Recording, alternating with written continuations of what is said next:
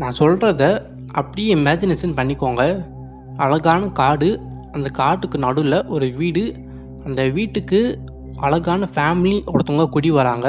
குடி வந்து மறுநாள் நைட்டே பார்த்தீங்கன்னா அந்த வீட்டில் மட்டும் அமானுஷ்யமான சத்தங்கள், அமானுஷ்யமான உருவங்கள் எல்லாமே தெரிஞ்சால் எப்படி இருக்கும்? இது ஒரு உண்மை சம்பவம். 1980 நடந்துச்சு. அதை பற்றி தான் இன்றைக்கான நான் வீடியோஸில் பார்க்க போகிறோம்.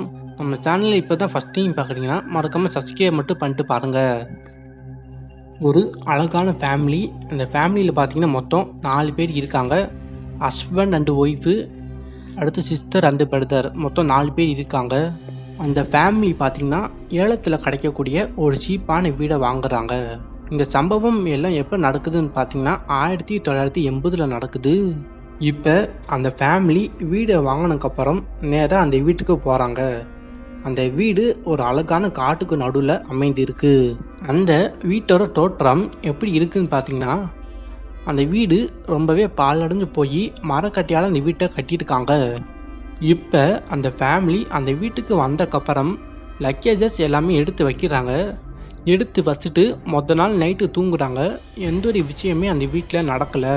அதுக்கு அடுத்ததாக தான் 2வது நாள் நைட்டு தூங்கிக்கிட்டு இருக்கப்ப அந்த வீட்டில் ஒரு விஷயங்களாக நடக்க ஆரம்பிக்குது. அதாவது நைட்டு தூங்கிக்கிட்டு இருக்கப்ப 10-30 பேர்கிட்ட அந்த வீட்டில் குடுகுடுன்ட்டு ஓடுற மாதிரி சவுண்டுலாம் கேட்குதான்.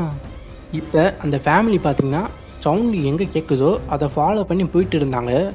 சவுண்டு எங்கே கேட்குதுன்னு பார்த்தீங்கன்னா, வீட்டுக்குள்ளேயே ஒரு சின்ன செட்டப்பில் பேஸ்மெண்ட் ஒன்று இருந்துச்சு. அந்த பேஸ்மெண்ட்டுக்குள்ளே இருந்து தான் சவுண்டும் கேட்டுச்சு. அதனால அந்த ஃபேமிலி அந்த பேஸ்மெண்ட்டை ஓப்பன் பண்ணி பார்த்தாங்க. அப்படி பார்த்து அவங்களுக்கு ரொம்ப பெரிய ஷாக்கு காத்துட்டு இருந்துச்சு. அப்படி அந்த பேஸ்மெண்ட்டுக்குள்ளே என்ன தான் இருந்துச்சுன்னு பார்த்தீங்கன்னா, அனிமல்களோட தோள்களாக இருந்துச்சு. அதுக்கு அடுத்ததாக அனிமல்ஸோட எலும்புகளாக இருந்துச்சு. இந்த சம்பவத்தை பார்த்து பயந்து போன ஃபேமிலி அடுத்த நாள் அந்த வீட்டுக்கே வரலையாம்.